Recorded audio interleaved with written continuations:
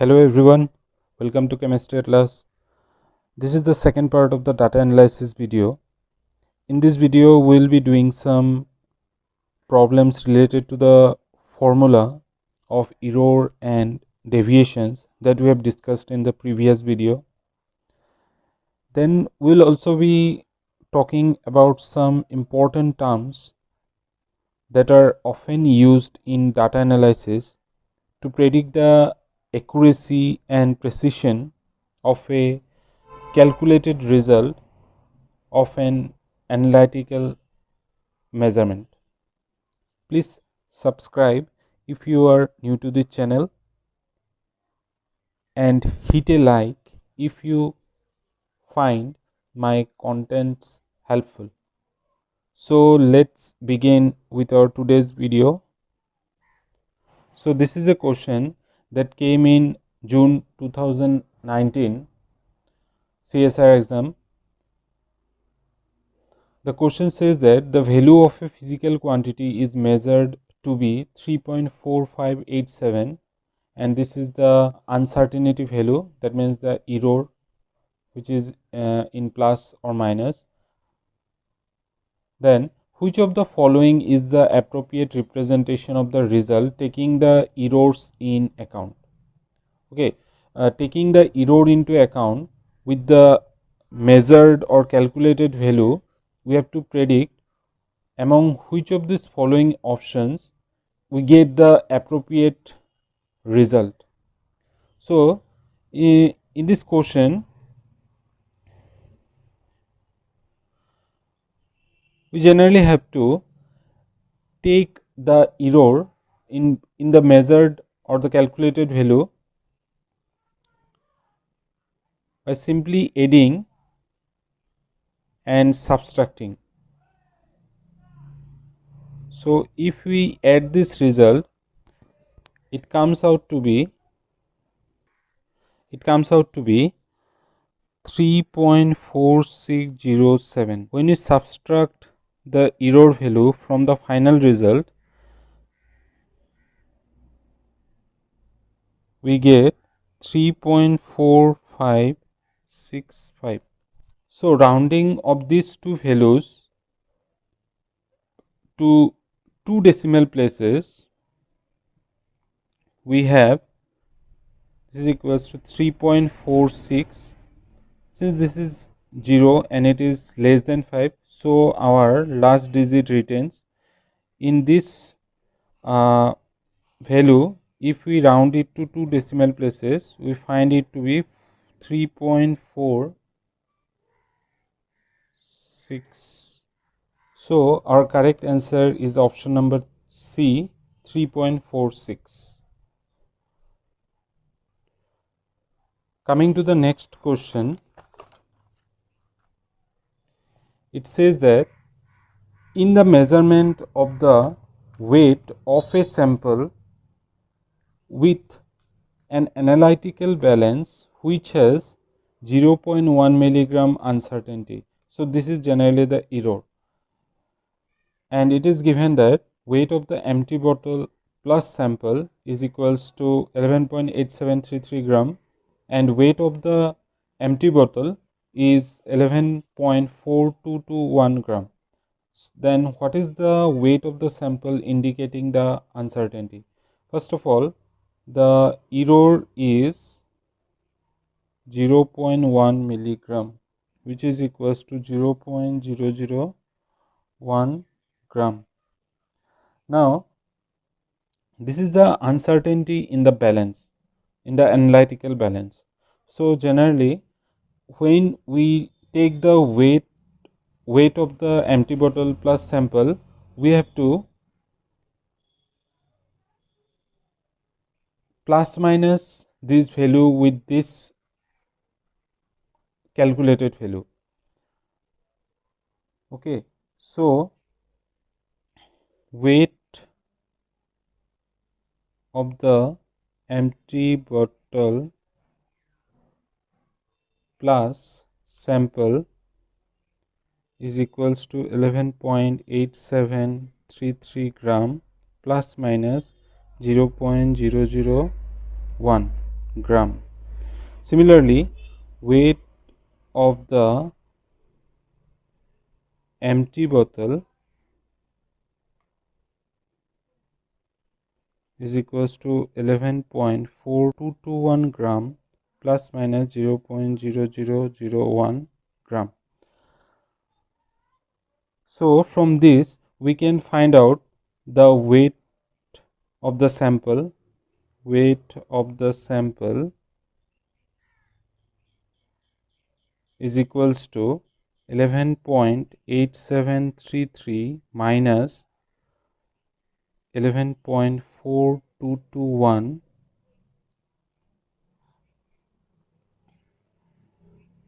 and this error value or the uncertainty in the balance, we have to add this result.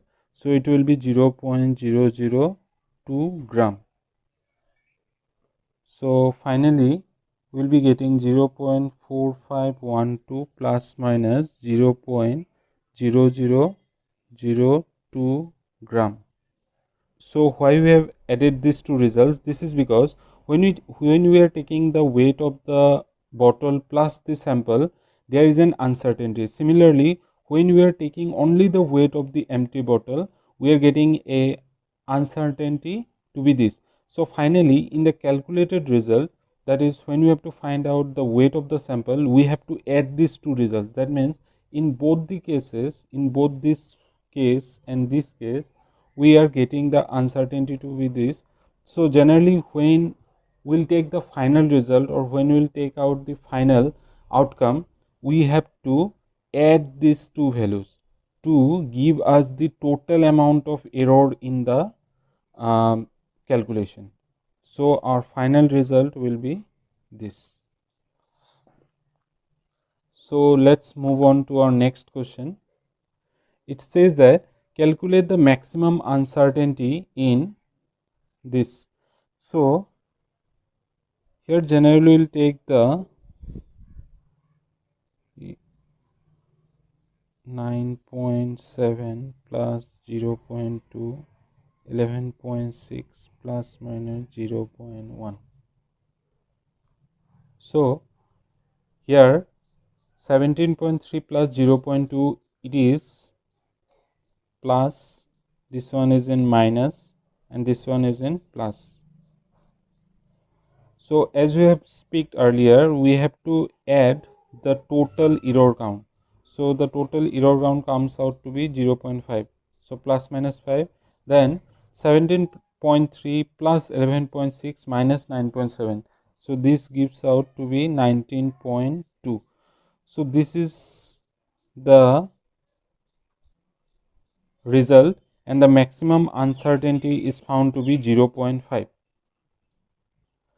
Coming to our next question, we have to calculate the result of this expression, this combined expression. We have to find the result of these two expressions using multiplication. So here it is multiplication. So in order to solve such a problem, first of all, we have to calculate the percentage uncertainty of both the multipliers.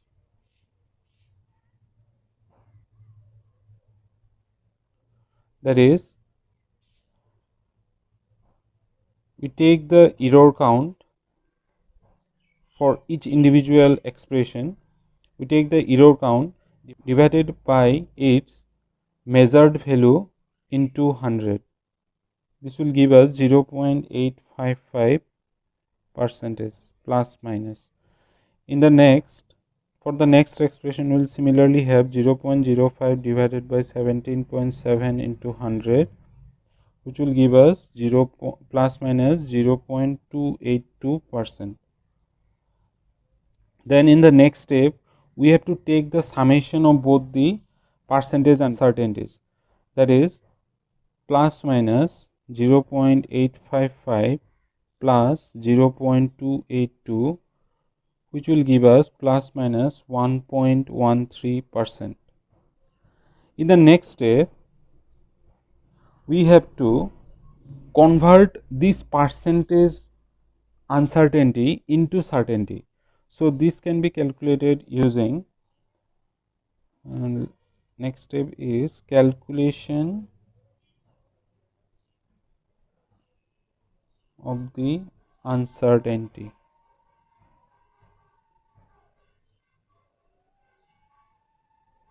So this is calculated using plus minus 1.13 divided by 100 into, we have to multiply the value here, the value which is obtained using the multiplication of 23.4 into 17.7. So this comes out to be 414.18. So when you will find out this value, it comes out to be plus minus 4.68. Hence our result will be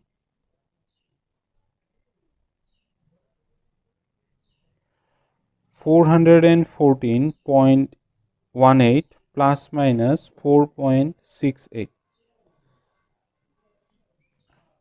So this is our final result. This 414.18 is written because simply when we will multiply these two values, we are getting this value, and this error, generally this all these steps are done in order to predict the uncertainty value for when we will combine both the expressions. So the uncertainty value, when it is calculated using the following steps, it is found out to be 4.68. So ultimately this is our final result. Coming to our next question, it is said that in a set of measurements the following concentrations of zinc are reported. So these are the values which are reported for a particular measurement, and we have to calculate the average deviation, standard deviation, relative deviation, and coefficient of variation. So here we have to use all the formulas that we have discussed in the previous video for the various types of deviations. So here concentration of zinc are given. We can say these are the xi values. The xi values are given to be 20.2, 20.4, 20.3, 20.1, 19.9, and 20.0. So if we take the summation of all these results, it comes out to be 121.4. Then we will find out the mean of this measurement. So the mean is calculated using x bar is equals to summation of xi, individual number of measurements, and divided by the total number of measurements.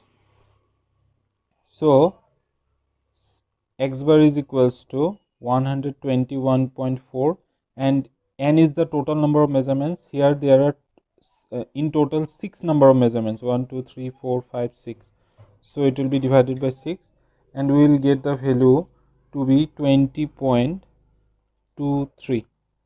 In the next step, we will find out all the values related to xi minus x bar. That is, we have to subtract this result from this. Again, we have to subtract these results from this. So when we will subtract these results, it comes out to be 0.03. Then this minus this, it comes out to be 0.17. Then subtracting this from this, we get 0.07. Then subtracting this from this, we get 0.13.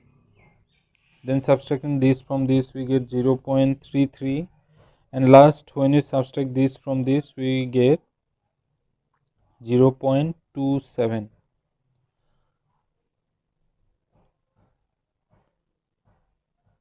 So when you take the summation of all these results, it comes out to be 1.00. In the similar way, we'll have to find out the value related to summation of xi minus x bar whole square, and it is found out to be 0.2334. So after finding out all these values, now we can find out the standard deviation. Standard deviation is equals to, the formula was summation of xi minus x whole square divided by n minus 1. So putting this value here, 0.2334 divided by 6 minus 1, and after solving we'll get 0.216. Similarly, in order to calculate the average deviation from the mean,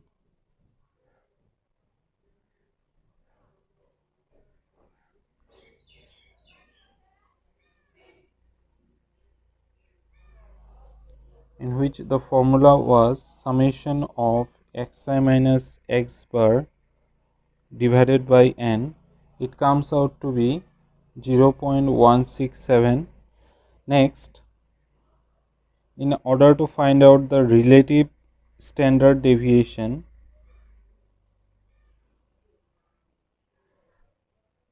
using the formula standard deviation divided by x bar into 1000, this is in parts per thousand, and it comes out to be 0.216 divided by x bar we have found out to be 20.23 into 1000, so it comes out to be 10.68. and lastly 10.68. And lastly, in order to find out the coefficient of variation,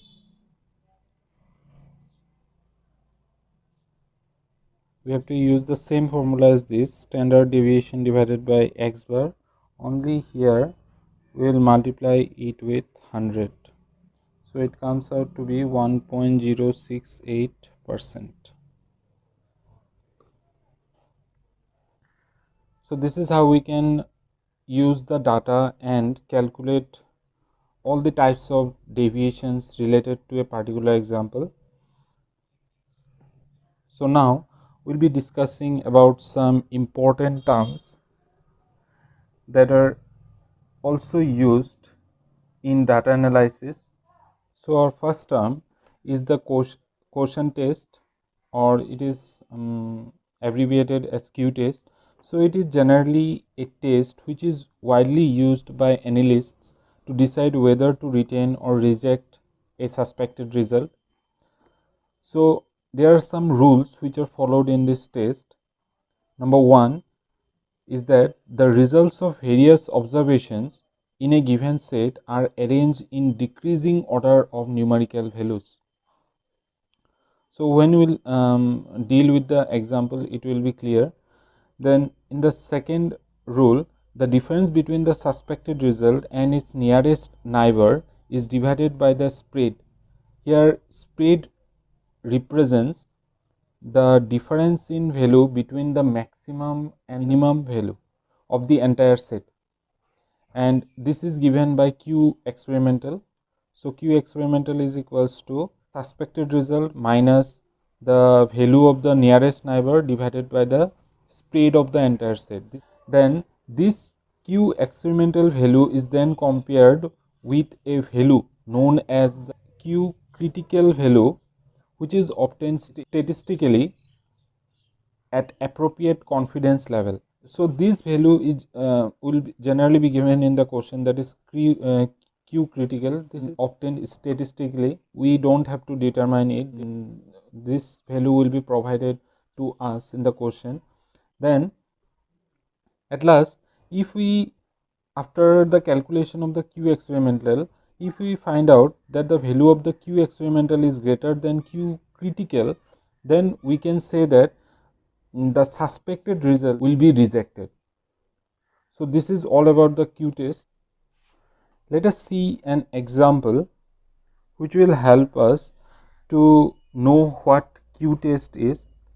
Suppose in an analysis, the following sets of values are found, say 65.55, 65.90, 66.85, 69.90, 65.00 and 67.85.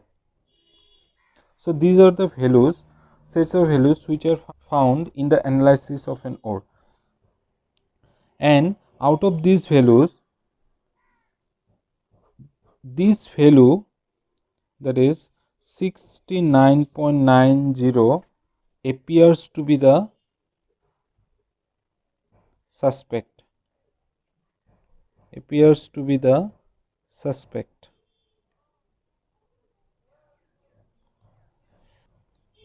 and the Q critical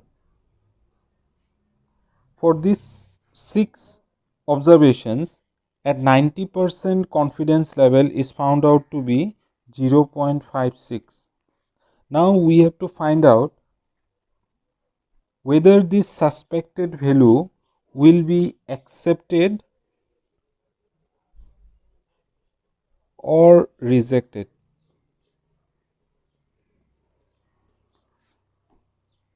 So in order to find out this, we have to follow all the rules that are related to Q-test. That is, first of all, we have to set all these values in decreasing order. So if we set this in decreasing order, it is found out to be 69.90, 67.85, 66.85, 65.90, 65.55 and 65.00. Now we have to take the difference between the suspected result and its nearest neighbor. That is rule number 2. This was rule number 1. Now we have to take the difference between the suspected result. So our suspected result is 69.90 and its nearest neighbor is 67.85. So we have to take the difference between these two values, 67.85. So it comes out to be 2.05. We also have to find out the spread W is equals to, we have to take the difference between the maximum value and the minimum value. So 69.90 minus 65.00. So it comes out to be 4.90. So now we can calculate Q experimental. So Q experimental will be 2.05 divided by 4.90. It comes out to be 0.418 and our Q critical is given to be 0.56. So our Q experimental value is less than Q critical. So our suspected result, that is 69.90, will be accepted.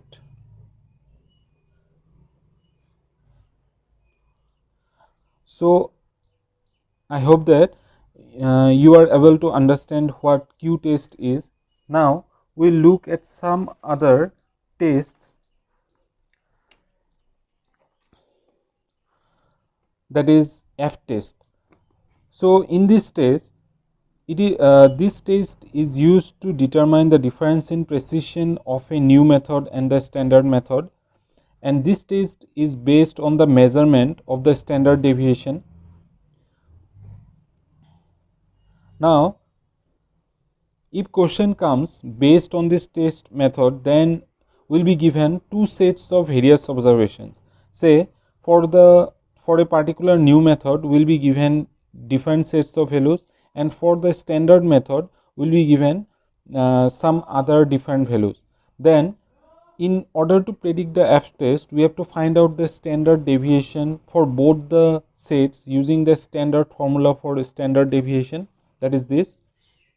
Then in the next step, that means we have to find out the standard deviation for both this set, new method and the standard method, using the normal formula which we use in case of standard deviation. Then after finding out those two values, in the next step the f value is determined using this formula. We have to take the whole square for the standard method and for the new method, and then we have to divide those two values. Now if the f value obtained is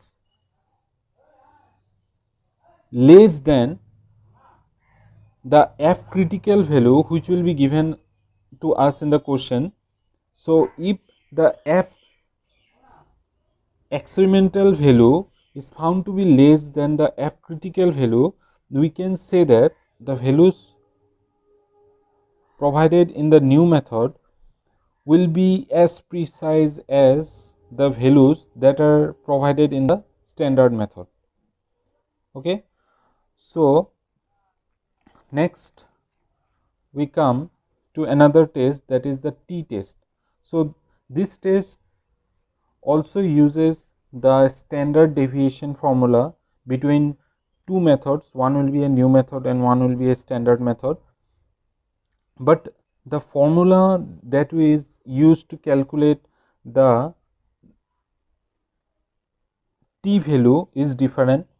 So the t value is determined using this formula, that is t is equals to d bar divided by standard deviation formula and root over n. So this is the usual formula which we use in the standard in the calculation of the standard deviation result, only the expressions are changed here. So after finding out the t value experimentally, if the t value is less than the t critical value which will similarly be provided in the question, then we can say that there will be no significant difference between the two methods, and we can say the new method corresponding to different sets of values will be as precise as that for the standard method. So this is all for the today's video. I hope you like this video,